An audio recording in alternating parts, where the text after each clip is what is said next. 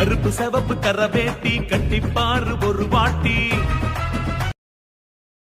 ஏழ்மையால் கல்வி தடைபட்டுக் கூடாது என்பதற்காக இன்றைக்கு ஒரு சிறப்பான திட்டத்தை செயல்படுத்திக் கொண்டிருக்கிறார். குறிப்பாக ஒரு பகுதிக்கு செல்கிறார்.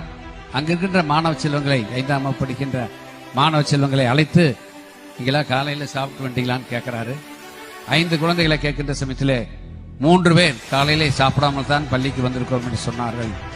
கோட்டைக்கு வந்த உடனே மாண்புமிகு முதலமைச்சர் அவர்கள் இனிமேல் தமிழகத்திலே 1 முதல் 5 வகுப்பு படிக்கின்ற மாணவர்களுக்கு காலை சுற்றின்றி அரசாங்கத்தின் சார்பாக வழங்கப்படும் என்று அறிவித்தார்.